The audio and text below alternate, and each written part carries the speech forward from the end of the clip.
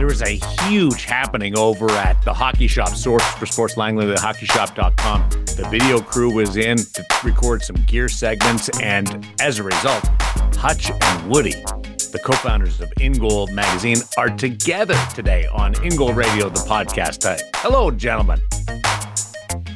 We would have brought Cam with us, but I was in such a mood yesterday, I don't think he wants to be around me.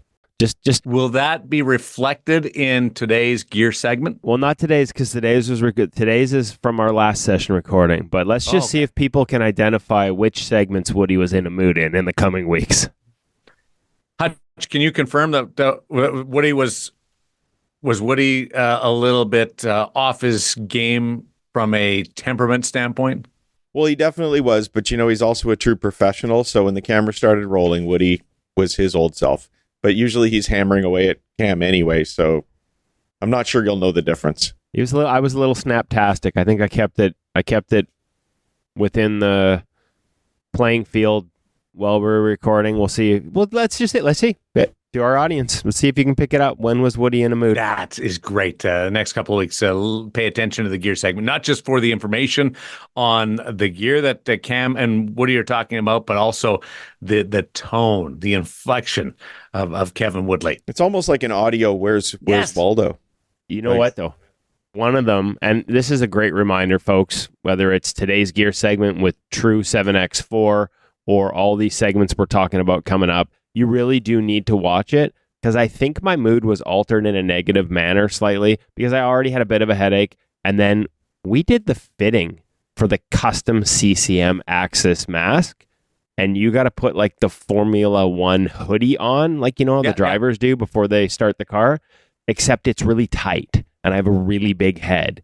And so as they do a custom scan to give you this custom mask, it puts a little more pressure on my already ready to burst noggin, and so my mood perhaps worsened. Although the idea of being able to get a custom mask this way did bring a smile to my face. You definitely have to wait for the graphics on this one, because it's a pretty funny look when you're wearing this bonnet.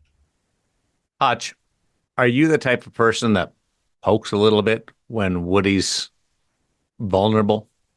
No. Well, yes. If we're not in the middle of a recording session, I definitely poke and try and get him riled up. There's no question.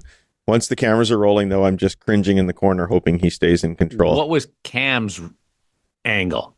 Was he poking or sitting back?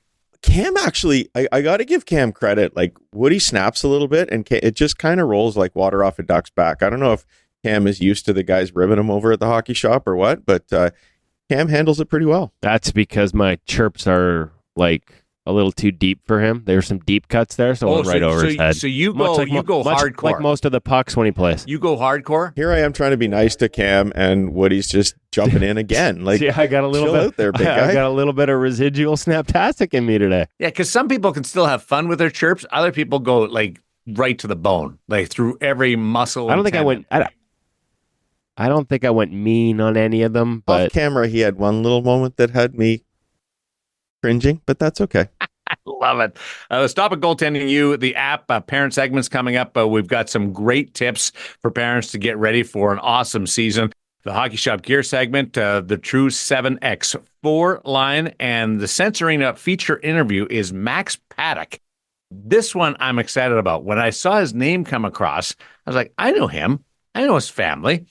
Good old Brandon boy. I know the tie-in between volleyball. I wonder if they're going to talk volleyball. And there's a lot of volleyball in there. And, of course, his uncle was the GM and coach the Winnipeg Jets when I was there. I go way back with the Paddocks in Western Manitoba. So I'm really – and when I heard him talk, I was like, that's a Paddock. This is great. Well, listen, like, not often we're bringing on Western Hockey League goalie coaches, and that's okay. Listen, there's some incredible ones.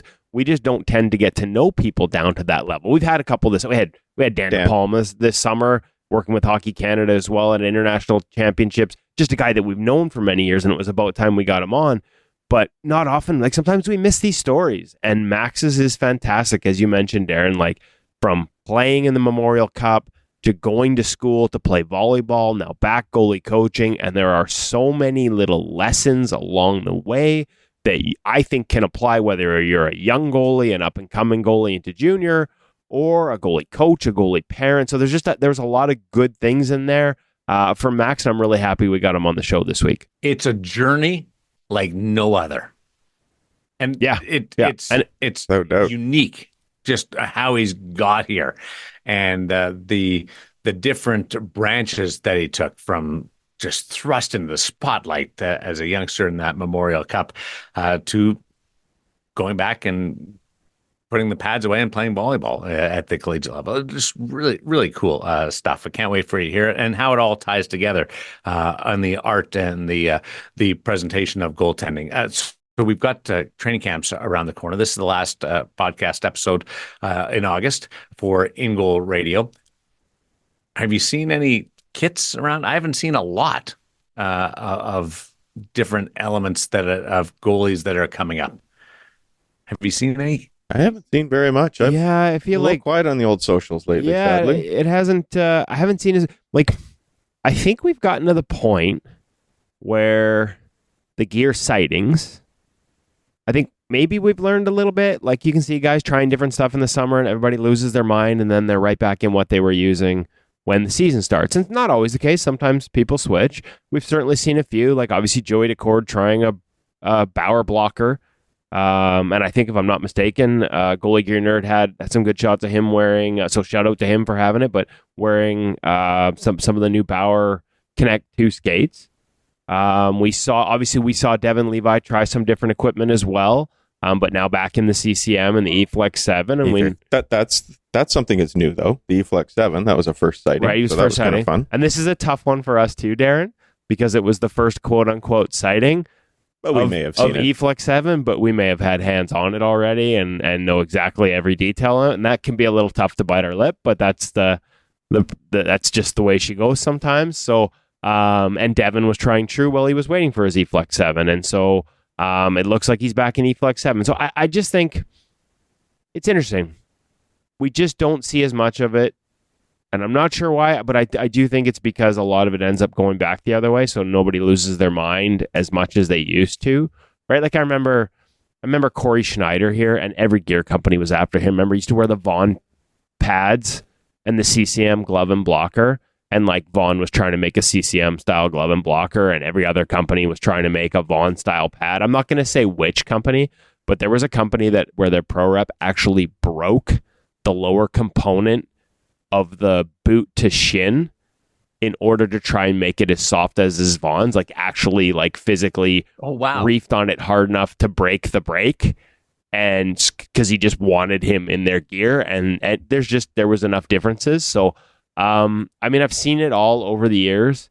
Sometimes money talks. I don't think people realize how much sometimes contracts are a part of this. Sometimes it looks like the money's going to talk, but then they can't make the gear exactly how these guys wear it. And that's the other part.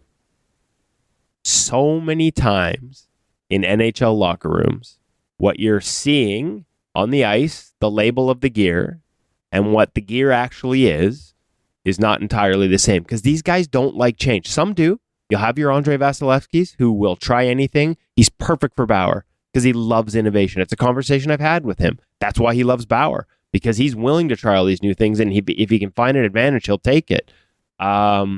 But for the most part, the guys want what they've always had, right? And so I remember even when True came out with the thinner thigh rise, it was Casey DeSmith with the Penguins in, and it was, labeled the new catalyst, and he's like, no, but for him, and the thinner thigh rise made a ton of sense, but for him, he's like, no, he's like, you can throw whatever you want on the front of it, but I'm not wearing it with the thinner thigh rise. He wanted his old, sort of thicker, old school, and I don't know why you'd want it, but he did, right? So it is fascinating to sort of see how these things play out on social, how these things play out behind the scenes, and the reality of what they ultimately end up wearing most of the time. And getting a peek behind that sort of final part that not a lot of people get. Sometimes you just got to bite your tongue and not tell the world, because the companies want everyone to think they're wearing the latest and the greatest. I am excited about with the evolution of graphics, what we're going to see at camps. Yeah, isn't it funny that with all those options, some of the guys just stick with stock, right? Like, we know it's not easy to design something because we've done it a few times and we get stalled quite often. How true. hard is it when you're designing a stock set and you get to go into the customizer and just change the various color zones, even that's really hard.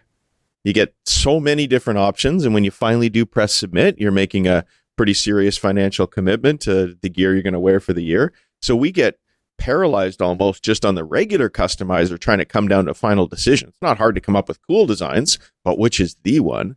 Now you have that whole landscape of what you can do with the fully custom graphics.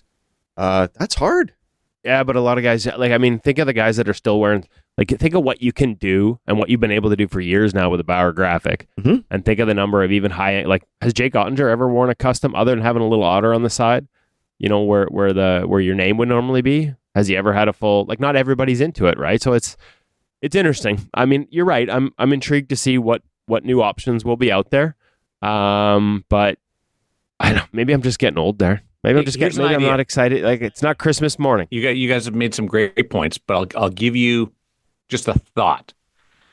In the spirit of Jake Ottinger, for 1 week, we give the goalies carte blanche to put their personalities out there. They don't have to wear them the whole year, but they wear them for 2 weeks out of a season in November or January, whatever, something to add. We make it fun week, personality week. And he's got otters all over his pads or different things tied to different organizations or the goaltender themselves. I think that would be cool. Or we have throwback week or throwback month where goalies wear their favorite set from their hero or the organization's popular goaltender from the past. And you wear a tribute set for a specific period of time, and the whole league is involved in it. I think that would be awesomely fun. I think it'd be incredible. It's making me think to fairly recently, didn't Major League Baseball do a similar sort of thing where all the players could go wild? And the one that got me was the bat that looked like a pencil. Yeah. Very similar it'd be great to that. if that was. Yeah, I mean, it would be incredible to do that, and I think it would be picked up by everybody. It would be exciting for everybody. Gosh, you even see kids at younger ages going into special games and tournaments and things and wrapping their masks, which you can do kind of affordably now. So, but the pros can do it on a different level. And I think everybody would be excited. You probably have some teams even smart enough to get in there and get fans to vote on which retro setup maybe their guy should go with or something. I like both the idea of the personal sort of look on it, Darren, the otters everywhere. I like the idea of the tribute one. Maybe we could have 2 weeks at different parts. One could be personal and one could be tribute. Yeah. Okay. Snaptastic Fun Smuggler is coming into the conversation. You know what? Yeah. Fun smuggler.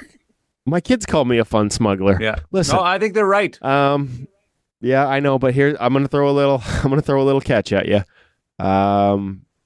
And the irony is this is coming as NHL.com and the NHL Network and all the NHL components are celebrating Goalie Week and they're highlighting the unique personalities that we get to see. But the reality is the league would have to fund this because there are teams that would not. Well, who's the fun smuggler? It's not you. Plain and simple. I hate to say it, but there are teams that won't pay for custom paint on one-offs. There are teams that won't pay for custom pads on one-off. So maybe the wrap solution, Hutch. We've seen it in the past, right? We've seen equipment managers have to wrap pads in a completely different color for special event games. So I'm with you, Darren. I think the possibilities are endless. You don't think collectors would be lined up to buy this stuff from the teams, and then that would cover the cost of it, and you might raise some money for the various foundations? And the league could run that even. Yes. The league would have to. This is what I'm saying. The league would have to because the teams don't know how to. Even teams that do spend money on custom gear. I once walked into a closet with a pile of gear shoulder high, Darren, entire corner of the room. Did the quick math on the type of setups we're looking at and just scattered everywhere. At least $100,000 in gear. Some of it over 2 years old. But as we know in the goalie world, on the auction market, and as it gets older and out of date, it loses value. If it had been sold properly at the time, people would have been lined up to buy it because a lot of it was gear you can't get at retail. It was custom made, for example, by the Lefebvres in Montreal. So if we do it properly, it would work. This team just doesn't know how to do it. they don't know how to make money off it, so they just It let would it sit and rot. It Let's- would work. We just have to have people that actually know what they're doing running it. Let's just get Woody to stop. He doesn't need to be putting the damper on everything. We're going to make it work, Darren. Who would you You guys guys? are And when it positive. works, let's go have some fun. Who would you want? And if it's your favorite goalie, and you play for, let's say, the Tampa Bay Lightning, and your favorite goalie is X, Y, or Z growing up, you could still wear a tribute set to that person if your manager would let you. That would be tricky. Really? That would be tricky. Well, I guess it depends how you want to do it. I mean, if you're the Philadelphia Flyers and then you show up in blue and white Toronto Maple Leafs gear, No, that no, would it be would a have little to bit be awkward. sort of in the Flyer Team colors? colors, but the same, like a Felix Potvin like back set. from the days. You could, Yeah, well, that's mine, right? Yeah. That would be my choice because he was my favorite set of gear as a youngster. I guess I wasn't that young when he was playing, but and he did that was back in the day when a lot of guys actually had personalities that they would carry from one team to the next, looks that they would carry. So Felix definitely transitioned that look from Toronto to Vancouver, LA, Boston. Am I missing any Islanders? So it could certainly be done. You're right. Belfour It would be creative with his look a little bit. Yep. Yeah, it would definitely, and it could be done. It would be great fun to see. Who would you do, Darren? I'm Felix Pod fan. If I have to do a colorful set, what would you do? My favorite setup was always Bob Ascenda or Mike Richter's. Now, like they weren't true, absolute distinctive. It was more a color pattern, and that became them. But I loved those sets. Maybe it was just the red, white, and blue. But I loved those. I would love to wear the Ascend. I've got a Ascenda mask in my office here. I would love to wear that if in either any combination of colors. But I think that would be cool with his look. Woody? And what Woody? I would probably have to go because I've seen it done.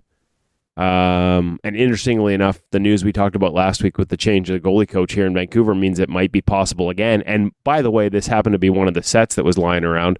The Kirk McLean tribute. You didn't identify which closet you were in with all the gear, but then you just outed the. Yeah, it's out. It's out now. Like, oh well. I'm gonna get a note on this one. It was kind of hard to ignore all that gear.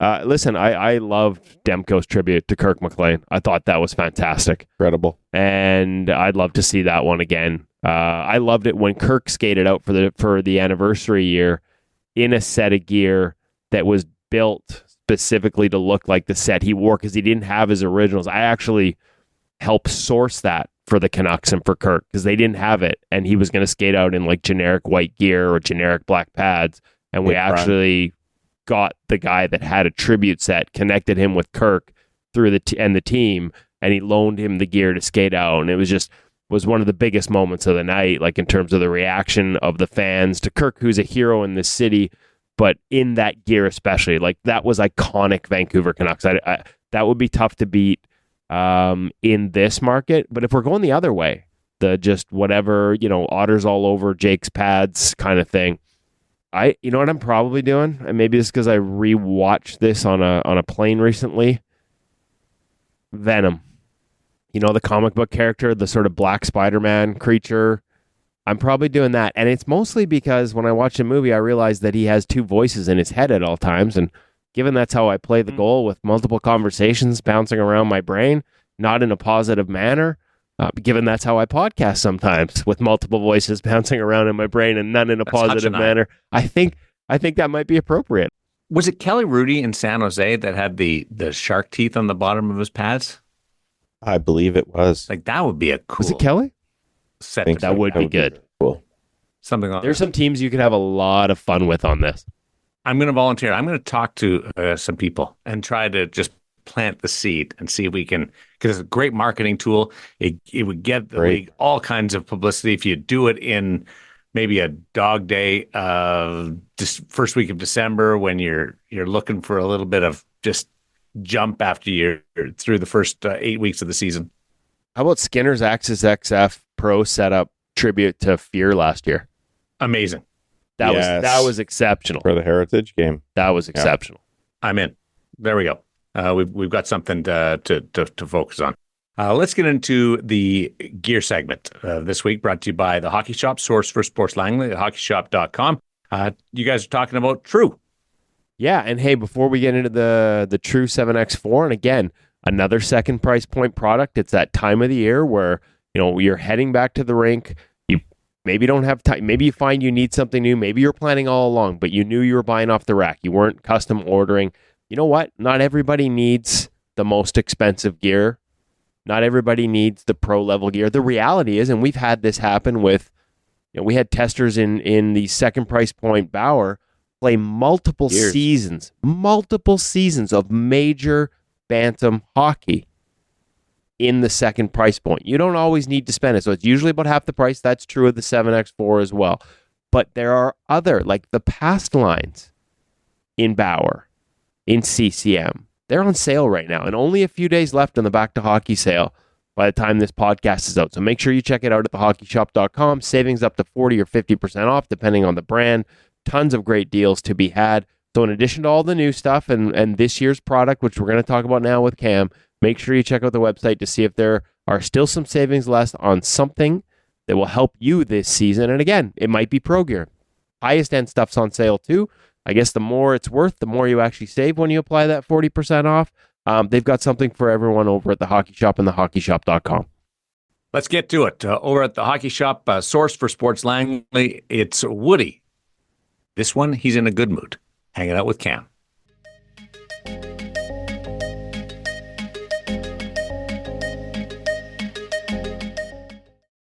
Welcome back to the Hockey Shop, source for sports. I'm in Goalie Utopia. 30,000 plus square feet. We've got our own section over here with all the latest, the greatest, and the second price point options. Yes. Opportunity for goalies at different levels to save a few bucks and still get gear that's high performance, is going to work for them. Today we're going to go over the true hazardous second price point and junior gear. Yes. Cam, 7X4 I believe is the nomenclature 7X4, on the second price point? On the second price point. Okay. So, What's different? What's the same? What changes? let's talk about it. So, yes, continuing from the hazardous line. So, you have your PX4, which is your top end, hand built by the Faves in their Montreal factory. Okay. Then we have our 9X4. Same materials, but built overseas. Correct. I'm learning. And now we have our mid price point. So, 7X4. correct. Although I couldn't help but notice that some of the pads say 7X4 and some of them are missing that. We do have all the right pads. Hazardous is 7X also spelled funny too. So that's, I mean, you know what? It's just par for the course. We're good here. Okay. Yes. We've got the right stuff. Yes, we've got the right stuff. So let's talk about the pad a little bit.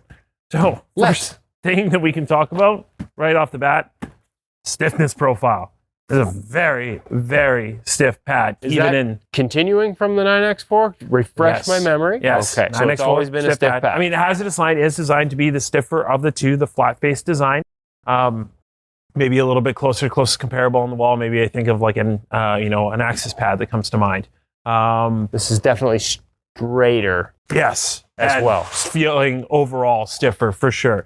So True continues with that thinned out thigh rise, allowing the pads to cross in that deeper, lower, wider stance without them interfering or chunking up between each other. We've also seen the deletion of their fast glide material and gone with a weave slide surface. So we've seen this on the 9X4 as well. Obviously, when it comes to the PX series, you can choose whatever material you want. We've seen for a long time, this is nothing new in terms of like a goalie world. Again, the little bit of that presentation of, or I would say, technically it's a myth now that weave slides better, but it doesn't. Yeah, we've had a little science behind that on a certain setup. That might not be the case with this one. However, it might be a little bit better than what the fast glide material is, which we've also kind of found out with a little bit of scientific. Maybe doesn't slide as well as the name suggests. Yes. So, weave on the slide surface, nice balance, nice big calf wing as well. This is going to aid in, again, your stability of the overall pad. Again, with something this rigid, we want to make sure we can able to sit straight, be able to present that pad forward without it kind of flopping over on you. The other thing I noticed, Cam, is you mentioned the stiffness of the pad. That includes down to the boot. Like quite often we've seen pads that are stiff from the shin through the thigh, but then have that flexible boot. They've given you an option to have a pad, and at least in the 7X4, that is not only quite stiff all the way down to the bottom, but quite a steep boot. Like we've seen a lot of flat boot designs. Steep angle. This is a much steeper angle on the 7X4. Again, it's going to direct rebounds off that boot a little differently. It's going to behave a little differently. If you've got a flat boot and you're in a butterfly, the tendency sometimes can be to kick that right back out in front of you. This should, kind of like the old CCM Premier. Remember, it had that steep boot. That very big angle. Deflect it off to the corner. So there's a benefit there. Yes. It is quite different than most of what else is on the market right now in terms of being that steep. My question is, how does it affect fit? So, I mean, this is going to kick the pad up on your leg a little bit in terms of for fitting wise. Now, the one thing that I can't stress enough, though, is that this will soften up a little bit more over time. Okay. So some of that height that's initially starting out with will be lost a little bit as that pad does settle down on you a little bit, and that's a bit more of a quirk of the 7X pad itself. You can see that gap there, too. Like, there's room for it to flex forward. Correct. In terms of, like, overall collapse, like, I'm not expecting very much, though. Like, it still should come into your fitting and factor in terms of how high this is going to sit up on your leg because of the straightness of that boot, for sure. Anything else on the pads? Oh, Pro Laces. I mean, second price point, but still comes with Pro Laces, which is a bungee system. Yes, which differs from the 9X4 pad, which comes with that crazy long lace hybrid skate lace bungee system thing. This is just a straight bungee Pro Lace. This is just a straight bungee Pro Lace. Velcro at the end. Yes. Still has their inside. I like the use of nylon. That continues fixed to go right endpoint. up to fixed endpoint. You know I'm about my fixed endpoints. Fast rotation system, FRS. So there you go. Second price point. Still has their FRS, which has been quite popular right up to the pro level. Yes, even for very guys good that feedback. weren't in it before the change. Yep. So overall, again, we see some of that similar features coming from that Catalyst line as well in terms of for like that back of the pad, in terms of the overall fitment and the fast rotation system, the integration of that nylon strap, removable outer knee wing in case you do want to strictly go down with your overall knee strap. Again, some great overall features in terms of for that lower price point. Okay, so removable, but you're going to have to unstitch to remove it. Yep, it's just unlacing, untying the knot. Okay. Take it off. So, gloves, blockers. Oh, do we need to get into the little guy? Yes, sorry, this does go all the way down. Intermediate and junior price points available. Intermediate was available in the Catalyst. Junior was not available in the Catalyst. So this is a new price point for True. Which it should be, is a lot more flexible. So it's gonna be less rigid. Your leg, it's gonna move with your leg and not have, which for young kids is important, right? Cool. You don't want that stiff a pad on a young kid. So a lot more flex. Modified fast rotation strap, not the same FRS system that you see. It's a little easier to get in and out of. Yeah, correct. Still not the same that you see in the intermediate. Nice sturdy knee block for a junior pad as well. It's really nice. Correct, yeah. So even though it is marketed as, again, that stiff style of pad, that junior has quite a bit more flex. The intermediate, a lot closer to that senior pad, still very stiff. Basically a shrunk down senior version. Okay, blocker, glove, quick. Blocker, okay. Blockers. I mean, not unlike we haven't seen from True before. Very, very similar to that Catalyst blocker. Overall fit and feel wise, balance on the center of the hand, a little bit of a thicker blocker as well. I mean, significantly thicker blocker compared to where some of the other trends. If you're familiar with the Lefebvre blocker, this is a Lefebvre blocker. Feels very rich for like a mid price point model though, and that's, I think, same thing goes for the glove as well. Yeah, the biggest difference you'll notice, I think, is the weight. But I mean, that's kind of true of, pardon the pun, true of True gloves. They're going to weigh a little more just because they do have that traditional construction still.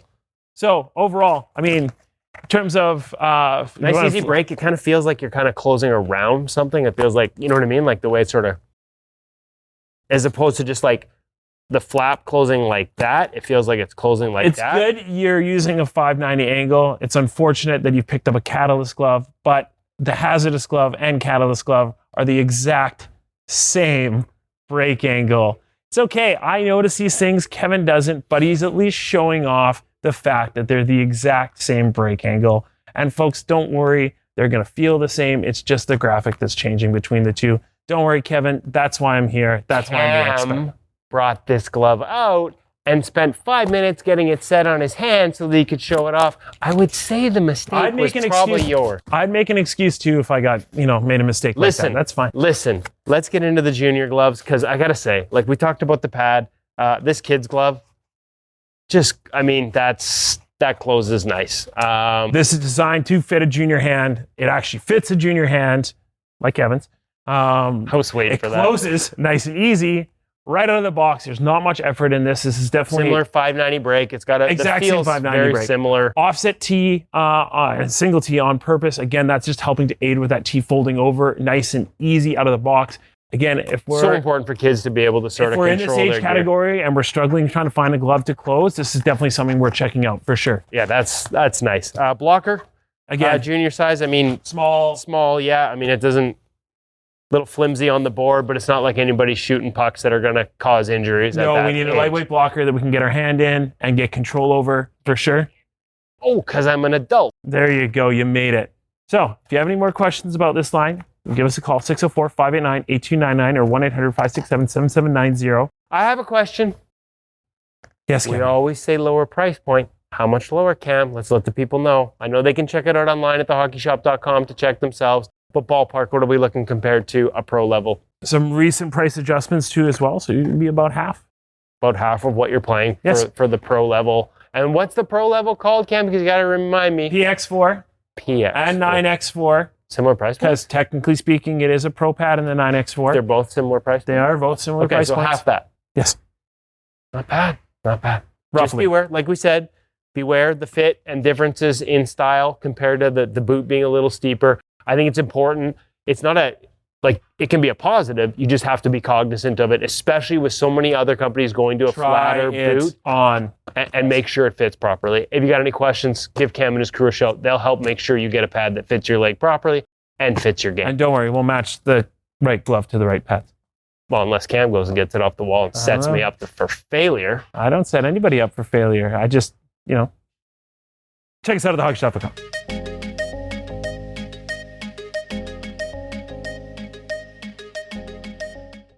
You guys are right to remind people about the YouTube version of those gear segments.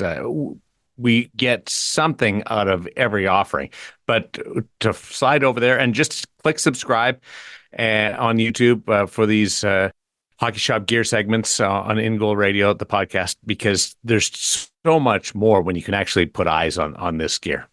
You can, and then you can also leave comments. So I think it would be really cool if some people went over, watched a few of these videos, and just left a few comments for Woody. Looking a bit grumpy today, buddy. Woody, smile. What do you want? What are your favorite messages for Woody? Leave it over on YouTube in the comment section. Oh, I walked into this one, didn't I? Yep. I think it's good. Yeah, people are really good. Like, people have been really good about writing to us. We've had all kinds of notes come in around the adult goalie clinic concept. Oh, Today's theme has been Woody's grumpy. So let's start hearing those comments, but let's make them public over on YouTube, please. Or what would you wear for a tribute set, or a one-off if we did the goalie 2 weeks during the season where guys got to wear some of the franchise's great setups. We'd love to hear that. Yeah. Info at ingoalmag.com. Let us know. Hey, speaking of that, I do got to throw back real quick to the adult goalie conversation because Hutch is right. They continue to come in. And the one that we get the most about is the one we mentioned in Rochester, which our friend Dan Stewart of the St. Louis Blues coached at. And Chris Matola, who's been a big supporter of InGoal, and we're big fans of him. Remember the article that was written about his journey in goaltending for International Goalie Day on November 1st a couple of years ago is still a can't miss one. We put up every year on that day to mark the occasion. He sent me a bunch of notes on sort of the quote-unquote bones of the weekend. 10 and a half hours on the ice over 3 days. That's a lot. 25 to 30 goalies. At our age? They break them down into 4 to 5 groups by age, ability. Hey, listen, at our age, Chris is of our vintage and with a lot of work done to continue playing, and he's in there. 6 stations on the ice. There's a coherency with each session's mini lesson. Each station has a coach, an assistant, and shooters as needed. They go from 5 to 6:30 on Friday to get some rust off. Saturdays 9 to 12, lunch, nap. You gotta have the nap in the adult goalie clinic. And then 3 to 6 again. That's awesome. Dinner, everyone has, and then Sunday 10 a.m. to 1 p.m. shootout to close, prizes and a nice trophy you get to keep for a year, and then a barbecue after at the hotel parking lot. This one in Rochester, I can't trying to remember exactly what it's called. I believe it's called Watch the Puck Clinic. Usually it ran late July this year, so that's sort of roughly the schedule. I think we're going to have a lot of adult goalies listening over the past couple of weeks that are going to be, they might have to double the capacity next year, because it sounds like the people that go every year, and there's a real camaraderie there. But hopefully they're up for growing it, because it sounds like they're doing a hell of a job with it. And we might just have a few more adult goalies making Rochester part of their July vacation plans in the future. I'm up for the tailgate at the end of it. That's for sure. I'm up for the nap. I'm up for the nap. Yeah, see, we were talking about making it, and it should be a week or a weekend, and you got to incorporate golf and outings and things like that. I think the nap is the outing. Right.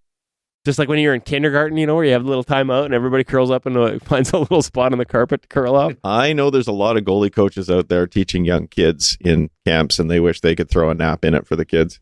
You got to make sure the car is positioned away from the sun. Roll down the windows, and hopefully there's a little bit of breeze coming through there. Put the seat back, and you just get a good, solid 45 minutes in. Ooh, 45 minutes is long. That's a deep sleep. Let's be honest, though. Maybe if I mixed in a few more naps, I wouldn't be so grumpy. Hold on. Woody had napped yesterday. It would have been a great morning. He just needed to nap until about 6 a.m. You just soaked up the fun from my nap. That's terrible. I apologize. I love that whole camp philosophy and format. Awesome stuff. You guys know I was talking about Isaiah Seville last week, and working with Rob, and Isaiah and I have been skating together with the Summer guys for about 3 weeks now.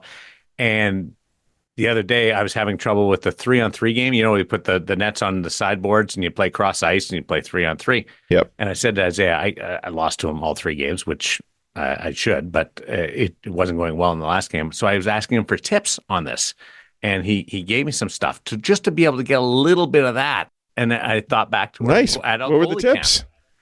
What were the tips? Lots of kids out there play 3-on-3 in one end. So, because I was having trouble being with my decision making of being aggressive or passive, because I didn't want to get beat by a 20-foot shot, so I'd be a little more aggressive, and then I get dangled back door because it's so fast, and guys are tipping pucks in. But if I sat back, they would just roof it on me. And I'm an undersized guy. So, and he said, he was giving me some tips about baiting players and come out, look big, and then fall back fast, like way faster than you normally would, to make sure that you're tracking that. But when the first player first looks up, because they only get one chance in 3-on-3 cross ice to really look up and see what's going on, he goes, you gotta play mind games with them, and it worked. Nice. I was much better the next day. It might have been just my day, but having something to think about from Isaiah was a little bit of a confidence booster. And so the adult goalie camp would be like that. Sounds like Woody needs to get Isaiah for a little pro reads. If we could even do a 3-on-3 one-end pro read, that would be fun. Listen. I got some advice for you on 3-on-3 cross ice, Darren. Don't play it in your 50s. I need to ask where the defibrillator was. It was insane, and the guys would give it to me, right? Like, come on, because you're playing teams and you play a best of 3, and part of me would be like, guys, I'm 54, but the other part is I don't want to say that because I don't want them to know my age, because then they won't let me come out again. I wouldn't pass that. Like 3-on-3 is tough enough, like in the small rinks and the nonstop action, and you just there's no such thing as a breather. Right. 3-on-3 cross ice with professionals, AHL, NHL level shooters. Yeah, I'd be like, thanks, but no thanks myself. Although for the opportunity to get to do what you would do, I would put up with it. Nice. Stop at Goaltending You, the app, the parent segment. Get to the tips in just a little bit, but what's happening with Stop at Goaltending You, the app? Well, the daily primers for the past week, interestingly enough, Darren, like this wasn't planned, but it ties very well into Isaiah, how to manage anticipation. So 5 1-minute segments during the week on how to manage anticipation. We talk a lot about pro reads and reading the game. Well, anticipation, knowing or thinking you know what's coming, you also have to manage it. Can't cheat it too much. Maybe you can cheat it sometimes. Can you, as Isaiah talked about, bait it and dictate what's happening? So a full week of discussions, quick little hits on how to manage your anticipation. There's a quick video of Power Pep Tunes with Jake Ottinger, and then a full breakdown, 10-minute video on goalie headspace and personal judgment. That's all there in the past week at the Stop It Goaltending U app. New content every week, whether it's the quick hit primers, medium length videos, or a deep dive each and every week that you can really sink your teeth into.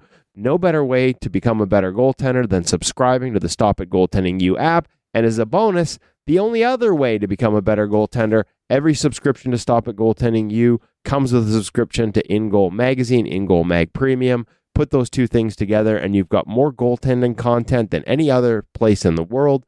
That's what you get out of your Stop It Goaltending U subscription in combination with an InGoal Magazine Premium subscription. Check it out now on the App Store for iOS or wherever the heck you Android people get your apps. I can't remember, Darren, but the people listening, they know where they should go if they've got an Android. It is like a different language, whatever side of the fence you're on. You don't understand the other side. I had it somewhere. I know it's there somewhere, but maybe it's Google Play or something like that. Yeah. And I don't know how you get around it. And people are so loyal to the other side that they just will not listen. Yeah, don't be angry at me, all you people that are on Android, just because I'm a slave to the Apple environment. We see enough in the YouTube comments of the fans of True slagging the fans of CCM and the other way around. And let's not get into iOS and Android to add to the fuel. I get puzzled when I'm on the I'm an Apple person, and then all of a sudden I've got a green bubble. I'm like, why is that green bubble? Oh, you got an Android? And I'll say it like that, and I'll be like, don't judge. I'm like, sorry, I did. Anyway, the great tips to get ready for the season, Hutch. Absolutely. September is upon us, and I thought it was a good idea actually to revisit an old article that I wrote and put up at ingoalmag.com. It is unlocked, so if anybody would like to go and review this, they certainly can. It's 10 tips for having your best season as a goalie parent. I'm going to do my best not to dig too deeply into them because, as I said, they're available over there on InGoal. But Woody and Darren, if you feel like hopping in on any of these, please feel free to. Number 1 comes up in tryouts, but also early in the season. Please make sure you're cheering for the other goalie on your team, even in tryouts. There's that desire to maybe see your kid do better because somebody else doesn't do as well, but karma and the hockey gods, they're going to get you. So make sure you're cheering. It's a team sport. Your kid's partner needs to be a buddy of his as well. So the second one, please don't make excuses when talking to your child or anybody else. It's not about that goal went in because your team plays bad D or they're not back checking or whatever. We just straight up, if the game is a tough one, the game's a tough one, and we have to be ready to deal with that. Don't compare your child to anybody else. One of the toughest things as a goalie parent is when we're looking at the other end of the ice and wondering why that kid has stronger defense or that kid has better opportunities or he's got gear that my kid doesn't have, all sorts of things. Let's just focus on helping your child enjoy the game the best you can, and I think you'll enjoy the game better as well. Find something good each game to celebrate. I brought that one up many times on here before, but when somebody comes up, when your son or daughter comes off the ice, comes out of the dressing room, have something that you saw them do on the ice that you really loved. It might be their attitude, it might be their work ethic, it could be a save they made. Something good every game.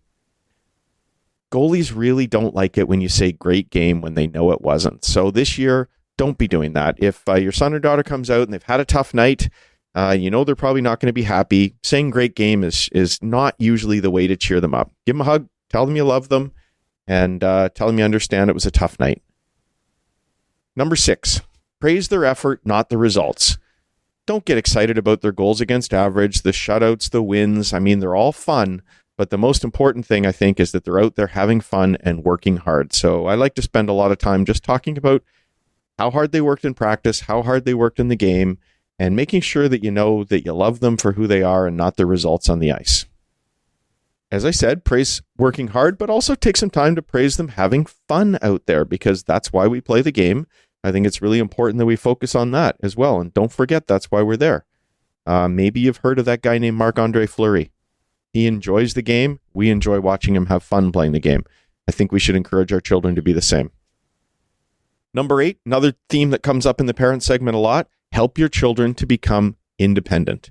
Our goal is to raise happy, confident, independent kids, and we need to help them do that through their hockey, Let's not be the person that does everything for our kids and all they have to do is walk into the dressing room, put their gear on, and go out on the ice. There's a whole lifestyle around being a goaltender, and we need to help our children from the very youngest age learn to take accountability for their game and their preparation for the game. Number 9, I think we want to support our children's mindset at home this season.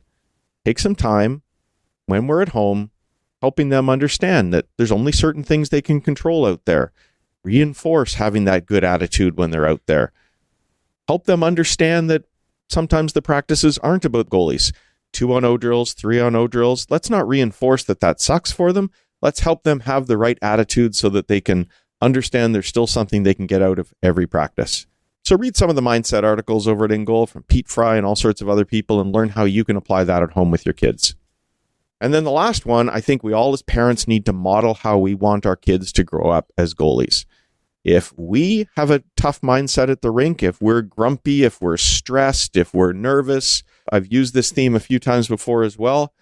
If we treat every game as the same, no matter what the level is, then our kids are going to be able to do that as well. So they're going to reflect their attitude and how we're acting around the rink. So I think it's important that we be that calm, cool, collected, relaxed person, even if inside our stomachs are turning, as they tend to do. So those are my 10 tips for having your best season ever as a goalie parent. Head over to ingoalmag.com and find that article and read through it and see what you think. I would love to hear from you if you have any other tips for being a really good goalie parent and having a great year.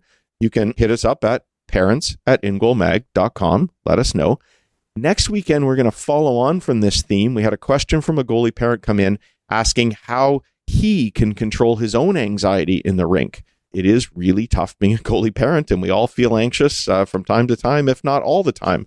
So we're going to talk about that next week. And if you have any tips for parents who are feeling anxious at the rink, let me know those too. Maybe they'll get incorporated into next week's segment. I was actually going to ask you about how you approach the drive to the rink if it's tryouts or whether you're in a bit of a rut. Or your child's in a bit of a rut. Do you talk about the game? Do you talk about something else? Do you try and build them up?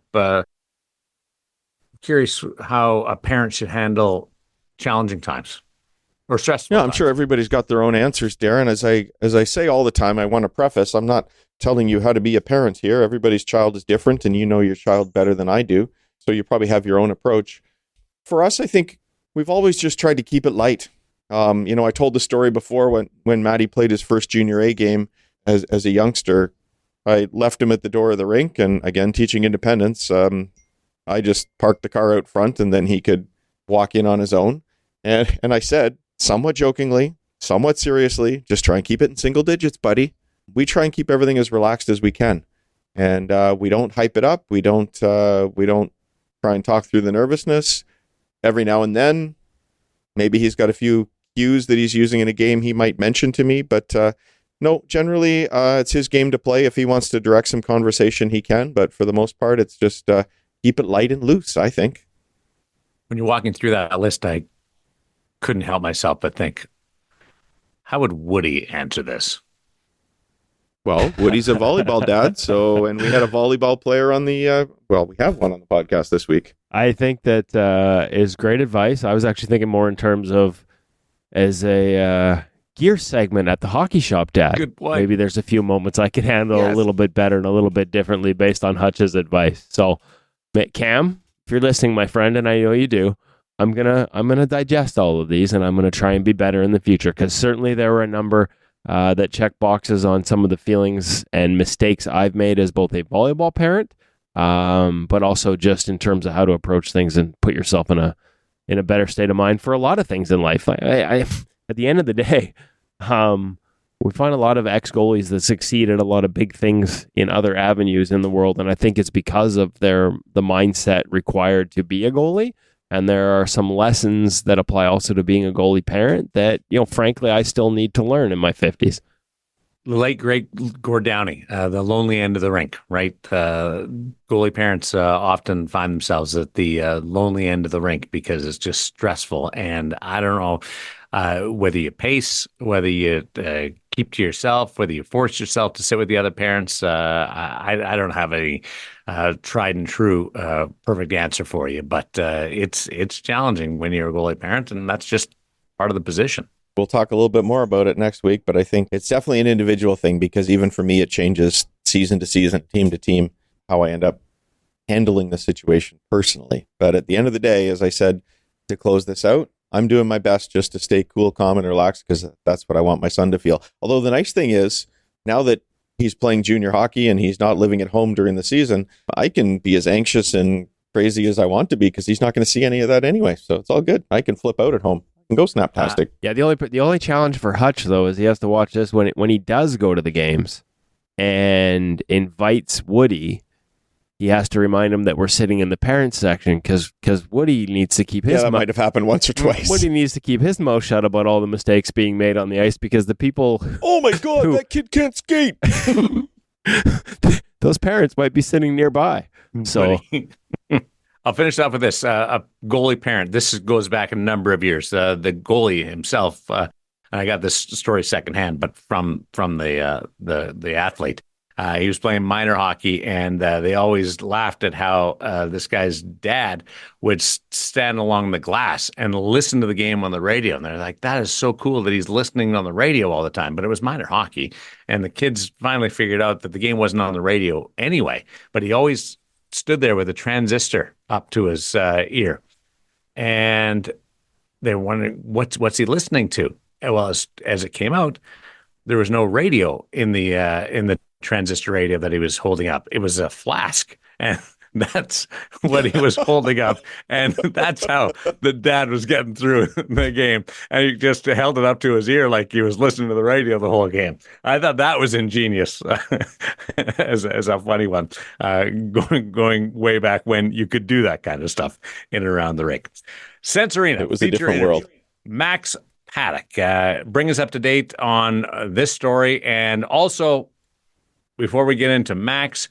Sense Arena, what's happening with NHL Sense Arena? As I've said already, we've got a new hockey season upon us. It's September as people are listening to this. We're all excited to get going and have our best season ever. Why not make NHL Sense Arena a part of that? The fact is, goalies do not get enough attention in practice. We talk about that here a lot, guys. And even if you're lucky enough to be able to afford a private coach, even the most fortunate of us might only see them once a week at best. But NHL Sense Arena can be your goalie coach this season. There are a number of training plans available for you to follow, all kinds of them now, and they're adding more and more all the time. The shooters can hit their spots. They always show up. You can be led by top professional coaches and goaltenders through the training plans in NHL Sense Arena to guide you in your practice every single day this season if you would like. And you can do it all in the comfort of your home, and mom and dad don't have to drive you to the rink and back, so it's a real positive for moms and dads as well. As we said before, you have to learn to be your own best goalie coach too. So you can also go in there and create your own training program. You can review your saves from different perspectives. You can see your stats to know how you're tracking the puck, reacting to shots, even seeing how you fill the space in the net. You've got more tools in NHL Sense Arena, guys, than any coach has on the ice today. So this season, head over to sensearena.com and give NHL Sense Arena a place in your training to make 24-25 your best season ever. Wasn't around when Max was a goaltender with the Regina Pats of the Western Hockey League, making a splash in the Memorial Cup, but he has watched it evolve into a tool that he might be able to use with his goaltenders, but that's only a fraction of the journey that is available in this conversation, Woody. Yeah, we already teased it. I don't want to give too much of it away. Obviously, anytime you go from the bright lights to the Memorial Cup, and as you'd mentioned, Darren, like they're in a hurry at a very young age. There's lessons learned. But then to go from there to out of hockey playing volleyball at a collegiate level, not like at a high collegiate level, and now back into the game as a coach, I just want to, like, the timing is perfect because WHL camps are all starting this weekend including his first as a goaltending coach. As we unveil this podcast episode, I think let's just let Max tell the story himself. Let's get into it. Enjoy it. It is unique, and there are a lot of great lessons that come from it. It's another Brandon Boy on InGoal Radio, the podcast presented by the Hockey Shop, source for Shorts Langley, thehockeyshop.com, the feature interview presented by NHL Sense Arena.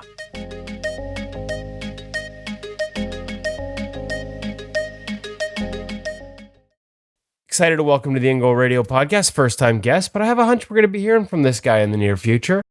Max Paddock, new goaltending coach for the Regina Pats, and someone who at the age of 24 has already authored a pretty unique, fascinating journey into the world of goaltending, back to the world of goaltending, from playing in the dub to playing university hockey, university volleyball, and now back to goalie coaching. I guess first off, just welcome and congratulations on the new job. How excited are you for this role? Yeah, thank you. I'm super excited. Obviously, I played in Regina, and it's super exciting to get back to my Western League roots. Let's start with your journey in goal, because and those two sides, volleyball and hockey. Obviously, I've had the pleasure of meeting your uncle John, who a lot of people may know, is a longtime NHL player and NHL executive for sure. But then your dad's also an Olympic volleyball player. So this sort of two-sport thing has probably been a big part of your life throughout. Yeah, that's exactly right. From about the time I can remember, I've been playing volleyball and hockey. My dad started the program at Brandon University for volleyball in 2005. So from the time I can remember, I've been going back from the rink to the hardwood and the volleyball court, and yeah, it's been a huge part of my life from the beginning, basically. Similarities, benefits, growing up in both. I have a daughter who plays. She's a libero. She wanted nothing to do with hockey, and then one year the coach tells me, the libero is the goalie of the volleyball team. Yeah, that's exactly that. There is, you got to be athletic, right? That's the biggest similarity. Just understanding being able to play multiple sports is always a benefit, right?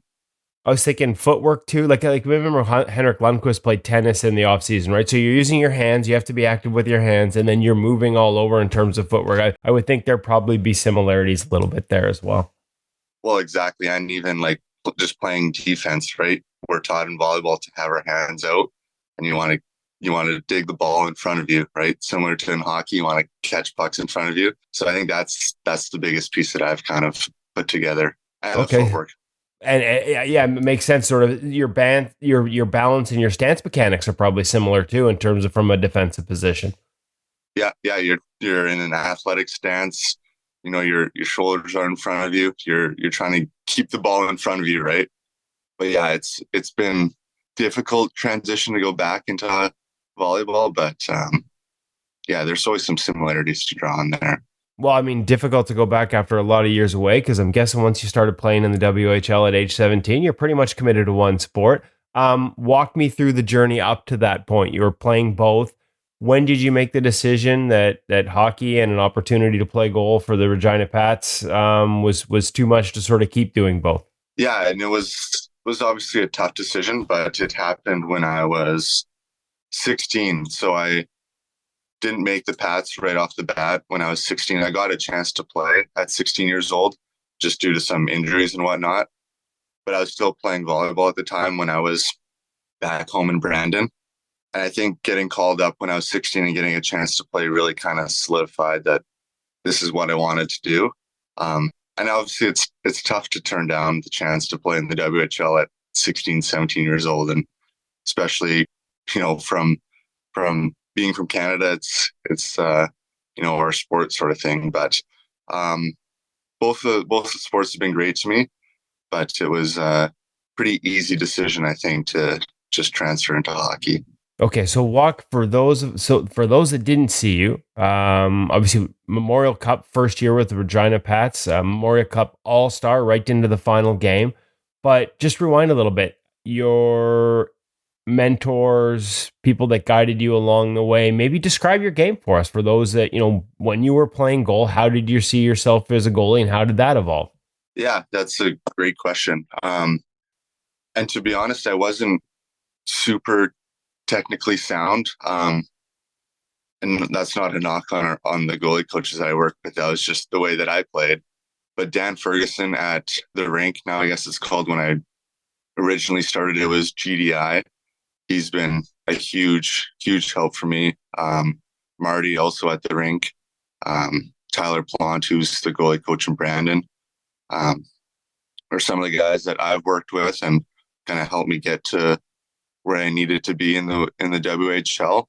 And as far as my playing style, like as we kind of talked about, multi-sport athlete, I was just athletic. Like I kind of understood, I would say I had a decently good hockey IQ, but I wasn't the best skater. I wasn't super technically sound. I just kind of relied on my athleticism to make saves, and probably should have worked on my skating and my technical side a little bit more than I did. But I mean, it went the way that it did, and yeah. So I'm curious now. Like, you're coming back as a coach. You've been coaching, so it's not like you just all of a sudden flipped the switch. You were doing some coaching while you were still playing in university, getting your working on your kinesiology degree, and also playing volleyball. Do you hold yourself up as a cautionary tale or what? Like, you say, hey guys, like, I used to not, all this stuff I'm asking you to do, I maybe didn't do enough. Like, how do your experiences and your insights into your own game self-reflectively inform your coaching? I think yeah, exactly that. The way that I played, some mistakes that I made along the way are great pieces to give to the kids that I work with. Like, hey, this didn't work for me. Not saying that it might not work for you, but we should probably hammer down on some of these points. And I think that that's definitely a coaching strategy that I've used in the recent past. And I think going forwards with the Pats is something that is going to be a big part of how I coach these guys. Because to be honest, I don't have the experience that some other coaches in the WHL have.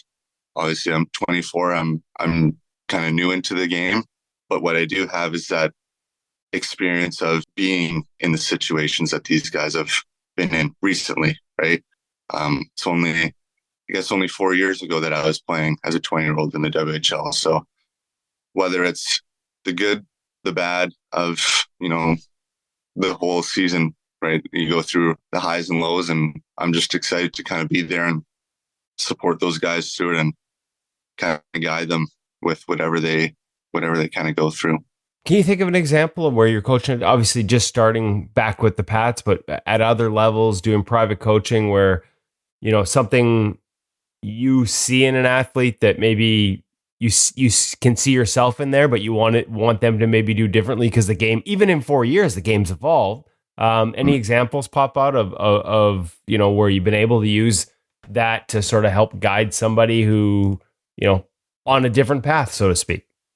Yeah, I think the biggest one that I can think of, and I'm just even thinking to a private lesson that I did yesterday, was I had this kid who was a good athlete. Like, you can tell, like, he's catching pucks, he's doing all sorts of things, he's diving all over the ice, but he didn't want to skate. Like, and with me, structure that I do in my private sessions for the 50 minutes to an hour or whatever it is I like to skate, like just do pure skating, whether it's edge work, some crease movement stuff for the first 15 to 20 minutes. Because again, it's super important. You can't really, it's going to be hard to make a save if you can't get to the puck first, right? So it's been, I shouldn't say a battle with this kid to get him skating, but I think he's starting to understand that, it's a big part of being a goalie. And, it happens all the time. Kids want to just stop pucks. They don't really want to work on their skating, but I think that's something that you kind of got to drive into them at a younger age, that it is an important part and it'll help you make more saves. Do you when you're doing that, do you look back and be like, I would have hated this one too? Oh, absolutely. I just wanted to get on the ice and just make saves. And it sucked when Dan Ferguson would run me through the ringer, but it definitely helped me. I just, as a young kid, it makes sense, right? You just want to get in there and stop the puck, but there's other things that you got to work on too. So how do we find that balance, right? Because you're now in a development position. Now you're going to get athletes that are more refined, right, by the time they get to you. But you've done privates, you've been doing some coaching. Like, how do we make that part fun? Are there any examples, any ways you've found to sort of dial it up a little bit? Or do we just got to, because we do the same thing at InGoal. We're always like, everybody wants the sexy drills with multiple components. And, we just had one with Kristen Campbell last week, right? Like, so much of their practice is just simple movement, but making sure you do it right. How do we get more kids to have fun with that?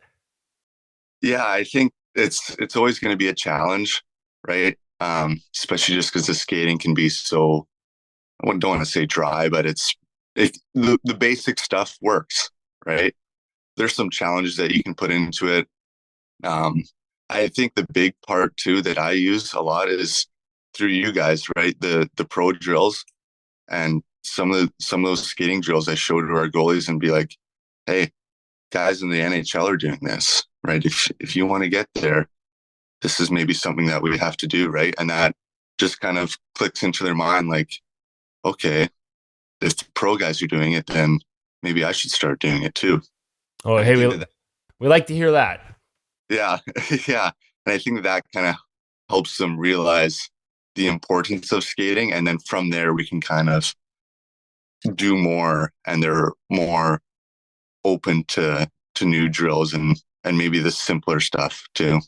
Okay, you mentioned that you're going to be going in there as a coach, only 4 years removed from playing, but 7 years removed from your first experience. Walk me through what you remember of, that first taste of the WHL, because for you, it went quite quickly. Like, bang, you're in there. You said you had that taste at 16, but at 17, you're in there, you're playing a lot, you're in the Memorial Cup, you're hosting the Memorial Cup. There's a lot of pressure. I'm guessing you learned a lot that year. And again, you'll have insights at a young goaltender. To me, that's tough. Like, stepping into that stage, how big these programs are in these towns as a young man to sort of deal with all those pressures. What were some of the ways you managed them and some of the lessons you hope to impart on the young goalies you'll have coming through Regina now? Well, I think just at the age I was, I was 17, first full year in the league, and we had kind of struggled off the bat as a host team. Like, I think at Christmas time, we were maybe just above 500. Like, we had a good team, but we just, for whatever reason, couldn't put it together. So we made a couple of trades at the deadline. And then from there, we were rolling pretty well, and we started winning games. And that kind of helped build my confidence for myself. And I think, honestly, just being a little bit naive, like, it was my first full year in the league. And I didn't really understand how hard it was to get to the Memorial Cup, to be successful in the WHL. Because the year prior, as a 16-year-old, we made it to the WHL finals. So my first year, kind of, I guess, as a third stringer call up, we made it to the WHL finals. And then my second year, we're hosting the Memorial Cup. So it seems easy. Yeah, right. Like, it's like, oh, this is just how it goes. But yeah, then we made it to the first round, and our division was really tough. Like, we had Moose Jaw won the regular season championship. We matched up against Swift Current, who went on to win it, and they had, Stuart Skinner in net for them. And we lost them in the first round in Game 7. I think the score was 2-1 in overtime. So we were right there. And then they, of course, went on to win the WHL championship. And we had a lot of time. We had about 45 days off of it was a grind. We went home for about a week after we lost. Once we came back, it was full on, like, training camp. We were skating 2 times a day, working out every day. And it was a mental grind. And I think just with some guidance from some of the older guys that sort of paved the way, like Josh Mahura, defenseman who just won a cup with Florida. We had Sam Steele, who has paved out a pretty good NHL career. So through those guys' guidance, they were professionals already at 19 years old, and they kind of just showed us the way. Like, it's going to suck, but this is how we just got to grind through it. Can you share some specifics? Because those listening, like, what kind of things, like when you say this is the way, what are the things that maybe, like you said, you were naive to, you didn't know this was the requirement at this level? Yeah, I think the biggest part for me, and I was underweight playing in the WHL. Like, I was probably 60, 150 pounds. And you've got 20-year-old men out there coming down on you. Yeah. And so that was a big part for me, was getting stronger and overall just taking care of your body, right? Because like I said, it was a grind, and I I was 17 years old and I had a hard time moving at the end of the day. And I realized quickly that like taking care of your body before practice, like not just showing up and stepping on the ice and expecting to be ready to go, doing my hip mobility stuff, strengthening my hips after practice, that sort of thing. Like we call it prehab, like, or you get into, an injury and now you're having to rehab it. We call it prehab. So just taking care of stuff before it becomes an issue. That was the biggest piece that I learned, because coming from my U18 program, it was just kind of like show up to the rink after practice and jump on the ice and go. And not that that's anyone's fault back here in Brandon, but that's just the way that it was. And that's all I knew. So I think that was the biggest lesson for me, was learning how to manage the load and being ready for it too. Now, what about the spotlight? What about dealing with, and maybe like you said, there was just some naivety there, but like the Memorial Cup's a big deal. Like we have some American listeners that might not fully understand, but we're talking national television, panels up on the desk in the concourse, breaking down things after every period. Like the spotlight shines bright on that. How did you handle that in retrospect? Yeah, I think it was being a little bit naive definitely helped. But I was fortunate this summer going into this season, I had done some work with Pete Fry. Okay. Yeah, there you go. Yeah. And so he was amazing, just kind of also setting the foundation for me and giving me a couple pieces to work with. And so just going into that first game, like I just, felt like I had confidence, right? Like I was walking into the arena, and the one word I had, and Pete never told me to use this one, but I just walked in there and I would just tell myself, I'm going to be the best goalie in the rink tonight. Like that was my word that I used as soon as I opened up those doors to go into the brand center, was I'm the best goalie in the rink here. And whether that was true or not, that's what I had to feel. And that's what kind of gave me confidence. And the other part too is going into it, I was just thinking simply, like, it's just another game, right? Like I'm still playing hockey. There's still going to be 60 minutes here, 3 20-minute periods. Nothing really changes. I think that's kind of what helped ground myself from, straying off into different thoughts. Was it's just hockey. I've been doing this my entire life. And as I said before, that training camp helped get me prepared. Like I've been practicing 2 times a week or 2 times a day, working out. Like I'm ready. I've never been any more ready for this. I was going to say CHL Memorial Cup All-Star team, top goalie. So that I would say you were ready for that then. Like when that saying, I'm going to be the best goalie in the rink, seemed to pan out for you. That idea of confidence and confidence anchors and all those kind of things. It sounds like, because I didn't realize you'd worked with Pete, but I want to just almost like the skating, right? Like just let's reiterate this a little bit. You can't wait till you have a problem to try and fix it. Like the guys that we talked to, Caden Primo, the biggest thing he realized this year was working on the mental side and developing these habits and these, things that reinforce your confidence needs to be a daily practice, just like skating or working out. Yeah, exactly. It's part of your practice, is making sure that stuff is ready for you to use when you need to use it. Not, okay, crap, now I need to use it and I've never practiced it, right? So I think that Pete does a lot of great things, and I'm hoping that our guys are going to be able to work with him. I haven't had a chance to talk to Pete yet about that, or our GM, but he's got a great track record. Obviously, he's worked with some NHL guys, lots of WHL guys, CHL guys. Is there something that when you look back on that, as much as you hopefully get your goalies working with him, is there something that you take, a simple tool you took away from him that you try and reiterate with the young goalies you're working with as a coach, or that you'll bring as one of your primary messages with Regina? Like, again, like the full picture, work with him, but is there one little takeaway that you be like, hey, other than you guys need to work on this on a daily basis, what would be the one little tip you'd give to a young goalie right now? I think the the one thing that I really remember from Pete was when he would talk about changing your thought process or your words around getting scored on, right? Like he uses the words, I didn't come up with that save. I think that's a big thing for especially younger goalies.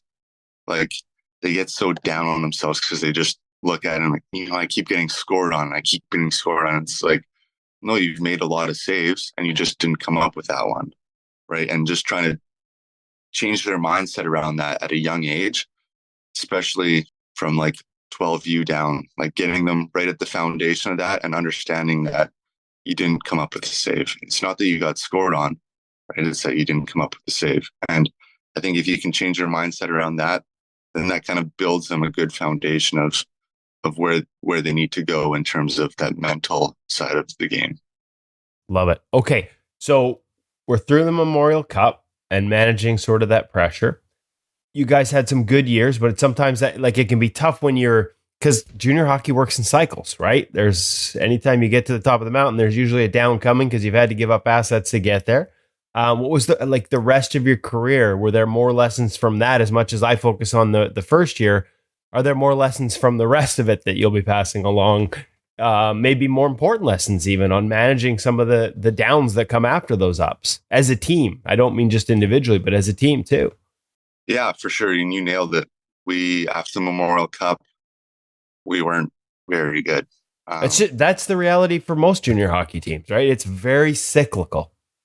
Exactly. And as I said a little bit earlier, the year before we kind of went all in to go win the WHL championship, and we came up short then too. So we were kind of like 2 years of going for it, and we lost our prospect pool and our draft stock. And so there were some tough years. And my 18-year-old year coming back, I had went from, the backup to kind of taking the starting job near the end to now I was supposed to be the guy. And, I was this Memorial Cup All-Star. And that was a lot of pressure that I hadn't really dealt with my entire life because I was a 10th round draft pick to the WHL, wasn't really, I guess, supposed to be in that spot. So it was the first time kind of playing with pressure. And to be honest, I didn't handle it very well. When I went into the season, I kind of was probably a little bit too confident. I kind of thought that it was just going to happen. I just played really well in the Memorial Cup. This regular season is going to be easy. Like if I can play in the Memorial Cup, regular season is going to be a breeze. And that wasn't the case. I had to learn that lesson really quick. And it kind of definitely put me behind the 8 ball in terms of catching up. And not that numbers matter, but my numbers were not very good at all. And I was playing behind the 8 ball all season because of my thought process going into it of, I was too, I guess maybe not arrogant, but I just kind of thought that it was going to happen. And the WHL is a really hard league, and you can't just show up and play. You got to put in the work before. So, so a couple things there in terms of how you dug yourself out of that. Focusing on numbers. I know guys right up to the NHL. I know goalie coaches right up to the NHL. They know they have guys that keep looking at their numbers. And sometimes, you talked about team cycles. Yeah, sometimes you take ownership of it as a goalie because you're a part of it. But sometimes you can play well and the numbers aren't great. Like that's just the reality of sometimes the quality of shots we face and all those things. And yet guys have trouble detaching themselves. Hell, the hockey world, scouts, all those things, they have trouble sometimes detaching themselves from the numbers and just looking at the process. I'm guessing that's something you're probably preaching as a coach now, but how do we do it? Like, how do we get goalies to not worry so much about those things? Well, it's a great question, and I haven't fully figured it out yet. Working on it. Yeah, and I found for myself, like when I was playing good, I didn't care what the numbers were. But once I started, getting in a slump, then it's like you start checking out everything and you're reading into the numbers a little bit too much. And I think the one piece that I used, and it's not so much in the big picture of numbers, but in games, was I used 5-minute segments in games. So from the 20-minute mark to the 15-minute mark. What was the score? And maybe not the score, but just let's slow the game down in that sense, and not sort of look at, you got 60 minutes here. I got to have a whatever 925 save percentage in the 60 minutes. Let's try and just win these little mini games per period. And that's kind of what really helped ground myself, that I found. Keep you more in the moment that way. Exactly. Okay. Fast forward as the career winds down and the decision to go play, you're headed back east to the Maritimes to school to play hockey. And walk me through how you go from that to being out here, actually just down the road from me on the West Coast, playing Canada West volleyball. Walk me through that story, because you switched back again. You went back from hockey after your WHL career ended. For those not unaware, playing in the WHL, there's scholarship that comes with that, and a lot of guys end up going to school. By the way, for those listening, especially our American listeners that may not be aware, U Sports hockey is really bloody good hockey up in Canadian universities. So it's full of guys that played in the CHL. Your path, though, hockey and back to volleyball. Walk us through how that happened. Yeah, it's quite a wild path. But so as you said, I went to Acadia University for 1 year to play hockey out on the East Coast, and I loved it. It was a great time, great school, loved my teammates, but unfortunately had some injuries. And as I kind of alluded to about being in the Memorial Cup and taking care of your body and stuff like that, I still didn't do a great job of it. And I was always playing undersized, and that's a lot of stress on your hips and your body and whatnot, because I wasn't physically strong enough. And it kind of sort of started to catch up to me once I got to Acadia. And so I needed surgery on both my hips. I had surgery done on my right shoulder earlier on in my career after my 18-year-old season. And I've had probably 4 or 5 diagnosed concussions. And when I was at Acadia, I had probably my worst one. I think it was around November, December.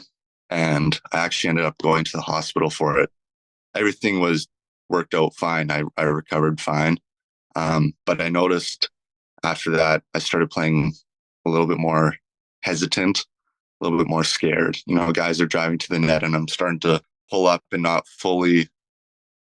be fully in the moment. And that was hard on me. And I feel like I wasn't able to give my teammates everything that I had. And that kind of made me feel like I was letting them down, and it just wasn't as enjoyable, showing up to the rink for practices, kind of being scared to get hit in the head or ran over again. And it was hard. And so when I went home in the summer, I went home fully thinking that I was going to go back to Acadia and give it another shot, have the summer to rest up and be ready to go, and everything was going to be all good. And I actually went on the ice for a skate early, like end of May, and which I normally don't do. I normally take all of May off, most of June off, maybe get on the ice near the end of June again.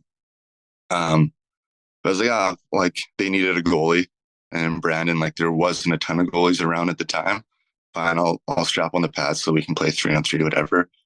And I actually ran over again. A guy tripped and fell on a breakaway, and I sprained my MCL and my PCL.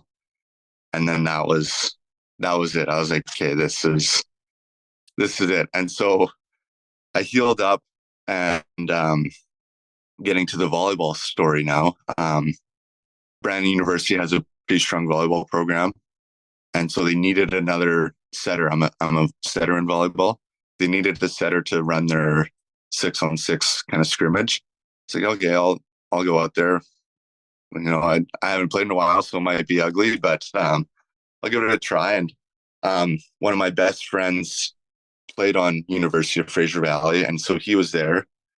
So we kind of started talking like, oh yeah, it'd be cool to come back and play and whatnot. And so I kept coming back to these open gyms, is what we called it.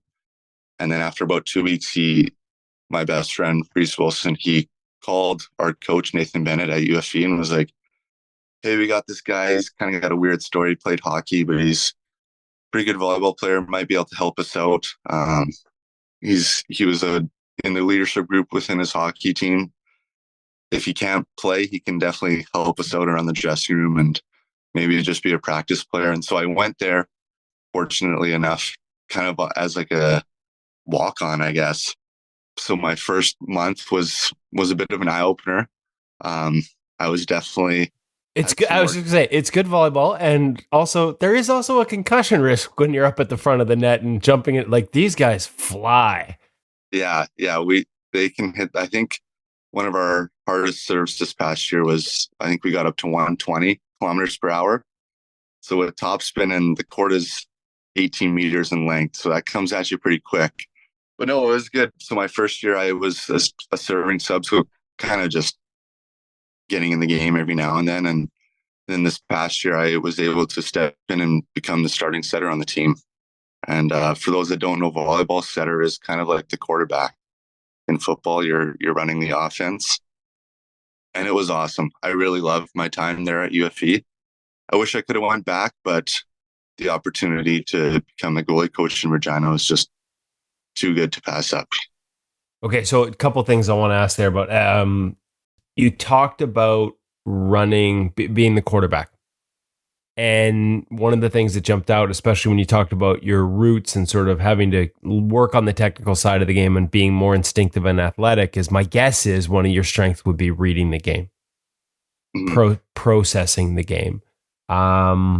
You've got 5 teammates on the court with you that you're sort of, and again, my daughter plays, so I have a glimpse of just how complex some of those systems can get. And everybody needs to be where they're supposed to be. And you running things needs to know where everyone's supposed to be and trust that they'll be there when you set that ball. Similarities there too. Like, am I right that you read the game well as a hockey goaltender? Would you list that as one of your strengths, processing where everyone's going to be and anticipating a little bit? Yeah, exactly. I think that's kind of where I got my advantage back from not being as good of a skater as probably the rest of the pack, was being able to anticipate.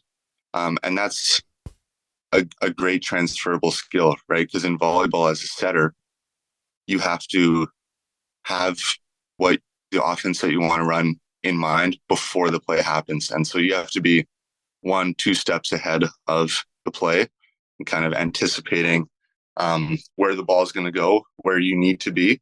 And that sounds a lot like being a goalie, right? Understanding where guys are going, where the puck is going to be going, and how do you get there as quickly as you can, especially as a setter.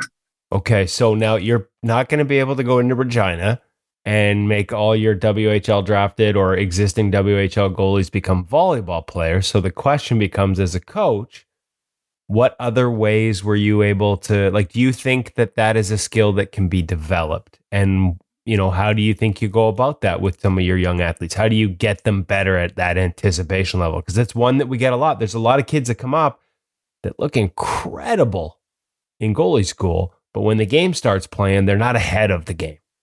Mm-hmm. Yeah, I think that's a tough piece to work on. You can definitely develop your hockey IQ. And I think that the best way to do it, for me, that I found, is you gotta watch hockey. Right? Like, you can't just go into these X and O drills and expect to just kind of develop your hockey IQ out of that. You got to watch hockey. And I think you guys do a great job with the pro reads and stuff like that. Like, I've shown some of our younger goalies that stuff, and kind of they hear it from me all the time on anticipating stuff. And it's good for them to kind of hear it from the pros, as I mentioned before. And then a lot of the stuff that we do, and if we have the space to do it, is a lot of game simulation stuff, power play stuff, and understanding the handedness of guys, whether they're right-handed, left-handed, the speed, if they're driving to the net, whether they're a one-timer option, that sort of thing. And we'll really break that down. And I think the big part too is getting them understanding, especially at the younger age, that you're a lot quicker on your feet, and beating the pass on your feet is key, especially as you get older.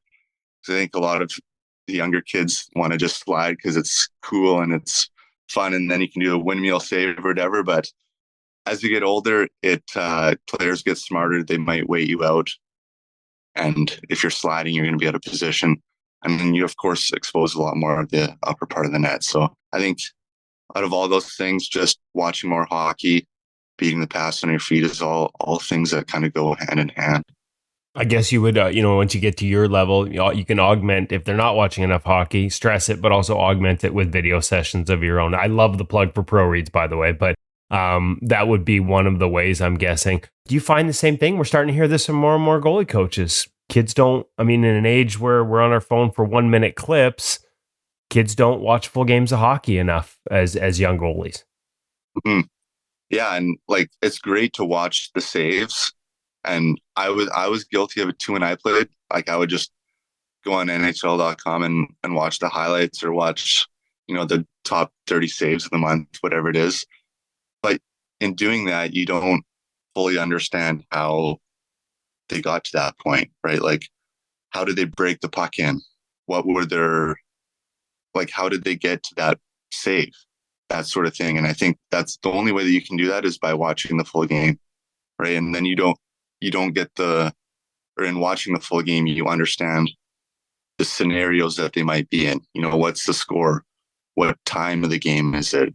All those things kind of go together. And that's why watching the entire game is a lot more effective as just, watching the highlights or watching them make saves.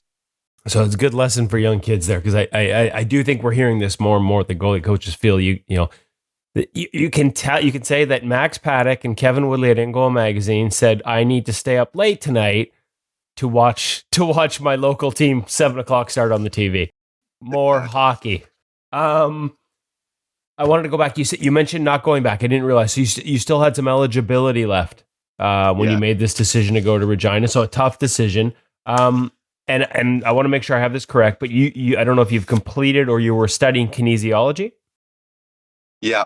So I was studying kinesiology, and I still have a year left, give or take. And I think that's going to be great. And obviously, as we know, goalies in the Western League aren't paid, it's not a full-time position. Goalie coaching, yeah. Yeah, but I'm fortunate enough that I see it as I was a student athlete and I'm a student coach. So I'm fortunate that I'm going to be pretty much on the road with the guys the whole year. I'm going to be there every day. I think that's great for our guys. And I'm going to be doing my school fully online now, which is so you're gonna be able to set a great example for those kids about how to use time management on the bus effectively. Exactly. Well, that's the goal, at least. I'm sure I'll made in there somewhere, but yeah, it's going to be awesome to be able to finish up my school online, but be on the road with the guys. And I think that that's an opportunity that I don't think any other Western League team is able to offer. And I think that that's great for the goalies too, because I know when I played, a lot of the struggles were on the road, right? There's some hard places to play on the road. And the other thing with that too is I found as a backup, like you're skating for an hour after practice on game days, whatever the case is. And that's kind of where I built a lot of bad habits because our goalie coach wasn't there, right? And we're doing these skates that are designed for the players, and I'm just kind of standing there, not really taking them too seriously and building bad habits. And I think me being able to be there on the road with them now I'll be able to give them some good feedback and also just kind of keep them ready to play when their time is called. Do you think there's an opportunity there? And I don't want to leap ahead or be too presumptive because I know it's a new staff, but is there an opportunity there to make sure that more of those, is it important to make sure that more of those drills are, not say goalie friendly, but goalie beneficial? And is the way to sell that to a team to make them understand that drills that are more game-like will also benefit the shooters? Whereas some of those drills you probably remember, where you're out there basically as a target, the reality of them for the players is they're getting shots they're not going to get in a game all season, and they're getting them over and over and over again. Are they really building habits that are relatable to scoring in a game situation? Can we combine the two and make sure everybody benefits in that extra hour where everybody else is left and there's a handful of guys out? Yeah. And it's not always going to be perfect. Like there's always going to be some drills that are just designed for the shooters, and that's fine. But I'm fortunate, like our coaching staff is great. They listen to what I have to say, and I'm going to be able to kind of go back and forth. We might do, one goalie drill, then a player design drill, and kind of go back and forth and see how that goes. But our coaching staff is great. Like they listen to me. They understand that the goalie is a very important part of the team, and whatever I can do, they can do to help us win. They're all ears. So I'm really fortunate for them. Okay, last one. I did want to touch a little bit on the kinesiology degree that you're going to be finishing. You talked about the hip surgeries, the shoulder surgeries, about not prehabbing maybe enough, learning that lesson early on, but by then sort of there needed to be more work early. How has the kinesiology degree impacted your thought on this position that the human body was just not designed to play, and some of your thoughts on how will it affect how your goalies train and play? Yeah, totally. It's once you get into the kind of the anatomy and the exercise physiology stuff, and you kind of see, that's maybe not how hips are supposed to be bent and knees are supposed to be bent. But yeah, I think just trying to stay on our feet as long as we can, especially the RVH position isn't great.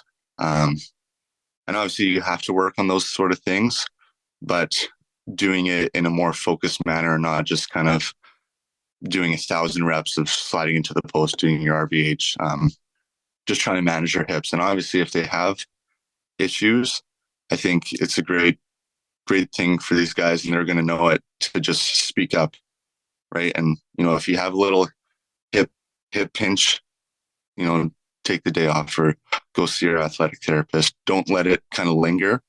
I found you got to get on top of those things right away, because if you let them linger, then that's when bigger problems start to come up. Excellent advice, Max Paddock. I am really excited now, even more excited, because WHL coaches, as you said, don't typically travel. So I've gotten to know a bunch of them over the years, but I never see them in my backyard. It sounds like we might actually see you in Vancouver here this year. Yeah, I will be in Langley. I think we play there near the end of November, December. So I'll be there. You should come by. Make sure you send me a message. Remind me. I'll mark it on the calendar. It is 20 minutes from my house. I look forward to meeting you in person. Good luck with your first season in this role. I can see the excitement and the smile on your face right now. I'm excited for you. Such a unique journey to this, and clearly lessons that are going to pay off, not just for you in this path, but for the young goalies you work with. Yeah. Thanks, Woody. I appreciate the time.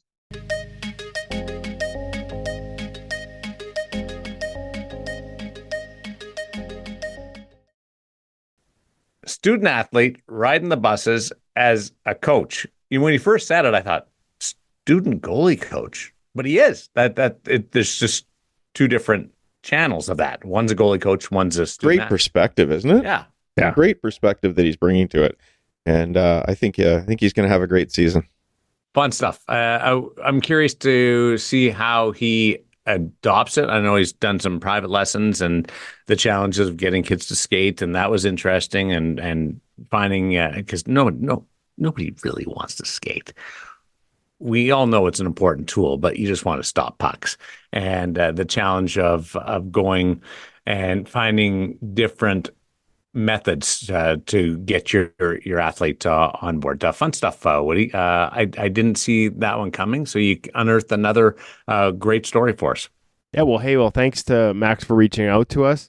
Listen, obviously, because the day job puts us around the NHL so much, that's where we end up with a lot of our guests and a lot of our material. But as we saw from the trip to Minnesota and the USA Hockey thing, that's not where all the great advice, great lessons, and great stories come from. So if any of our audience out there, any of the listeners have some ideas of goalies, goalie coaches, even goalie parents, goalie psychologists, anybody in the game you think we should be talking to that we haven't already, hit us up. Let us know. I'm glad we found out about Max's journey. I wasn't familiar with it myself.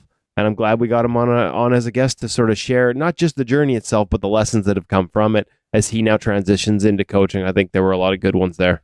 It's a cool name drop. Hearing Tyler Plant referenced in that conversation. Tyler was his goalie coach as a youngster with the minor hockey system in Brandon. Tyler Plant's the goalie coach with the Brandon Wheat Kings and is the goalie coach in the summer with somebody that's going to be in your backyard this year in Yuri Patera with the Abbotsford Heat and the Vancouver Canucks. So they've got a relationship there. So there might be another avenue. I'm not saying we do this all Western Manitoba, but hey, listen, there's lots of it. Yuri Patera might not be in my backyard in Abbotsford. The way things are going with the health of the goalies above him in the depth chart, he might be starting the year in the National Hockey League. And when he does, if he does end up in Abbotsford, a new goalie coach there in Justin Pogge. So love to catch up with him because you talk about perspective. Boy, does he have some good ones given all the things he went through from World Junior Championships in 2006 to, sort of the pressures that had nothing to do with him in Toronto when he started his career at the Maple Leafs, but were obviously attached to him. And I think at some points felt, with the Tuukka Rask trade and Andrew Raycroft and all those things, wasn't his fault, but I think it affected sort of the pressure that came with that position. So a lot of great lessons from him. Right. I was right in the middle of all that. And he was appointed the savior before he finished the World Junior Championship that year. Tough sort of set of expectations to skate into for him, but had a heck of a career overseas in Sweden. Has done some coaching with Hockey Canada and now the goaltending coach of the Abbotsford Canucks. So another fascinating journey. It's not always a straight line, is it, guys? But the path along the way can provide a lot of great lessons, not just for the person that's on it, but for those of us who get a chance to listen and sort of share in those lessons secondhand and maybe avoid some of the things or learn how to manage some of the things that other person has been through. And that's what we're all about here on the InGoal Radio podcast. What's happening when the mics are turned off in 2 minutes? What are you guys going to do now that you're together? We're going to celebrate all the we're going to celebrate all the fantastic content that's been up at InGoal Magazine over the past couple of months, and it continued last week. Ever wanted to sit down and do a video session with Joseph Woll of the Toronto Maple Leafs, who I think is one of the best thinkers of the game? Like, I love this kid, his mindset and the way he thinks the game. We've got another one of those up at InGoalMag.com. Another in our series of drills featuring Devin Levi and Marco Raimondo as off-season goalie coach in Montreal. We've got more stuff coming from Kristen Campbell in the very near future. A really interesting drill.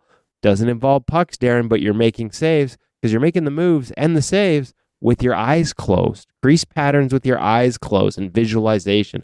Got something real special coming from her in the next week. So there's lots of great stuff at InGoalMag.com. We might take a few minutes to grab some breakfast and celebrate it, but then we're going to be back to grinding out content for our audience. If I could do a little shameless plug, because Woody is the master of the shameless plug. Well, it's because I have no shame. So that we could hang out together, David Stark, who runs the Athletes Podcast, which is a fantastic podcast interviewing elite performers across all sports in the world, was kind enough to lend his studio space to us today. We're at the head office of the Athletes Podcast where Woody and I can hang out together and do this recording. So thanks to David, also a goaltender himself. That's wonderful stuff. I love it. Yeah, check it out. Yeah, maybe one day we'll do a crossover episode. We've talked about that because there's a lot of great athletes out there who are goaltenders, but are elite performers in other sports. And perhaps there'll be a way we can do a crossover episode sometime. That's a great note. If there happens to be anybody in the Belfast Giants organization that listens to our podcast, we would very much like Peter Cech to be a guest. Thank you very much. Speaking of elite athletes in other sports. Done. See if I can send a note over to them. You guys ever do any open water swimming or in a pool where you're not doing a lane swim and you look up and you realize you're on the other half of the pool from where you thought you were, like you're going crooked? That's the way I would be if I was doing blindfolded or eyes closed crease movements. I would end up in the Zamboni tunnel. I would totally lose track of where I was. Blindfolded crease movements. That sounds like fun. Well, listen, it's not quite blindfolded, but eyes are closed for Kristen Campbell and the Toronto PWHL team when they do these drills. So again, I can't wait to share it. And Darren, my experience in that is not, I know what you talk about the pool, and I think for sure I've had that happen in the pool. Mine was not paying attention and getting caught in an outflowing channel and then sort of looking back at the shoreline and realizing just how far out I was and just how far down the sun had gone and just how hard it was going to be to get back to shore. And that momentary panic where I thought maybe they might be finding me the next morning floating out to sea. So been there, done that. Still have little panic attacks when I'm out there because of it. Well, you're allowed to get angry over that one. I'll give you a pass on that one. Not angry. It doesn't help. It's not. There's a difference between fear and anger, and that was definitely fear. Kristen Campbell, another Brandon person. Thanks, guys. Enjoy your weekend. We're everywhere. We dominate. The all Brandon edition, the Brandon Goalie Mafia. We're your weekend tribute sets. Thanks for everybody for your participation. Let us know on your tribute sets or what you would wear or suggest your team's goaltender wear if we ever got into a 2-week stretch where goalies could show off their personality and it would be a league supported presentation. We'll talk to you next week on InGoal Radio, the podcast.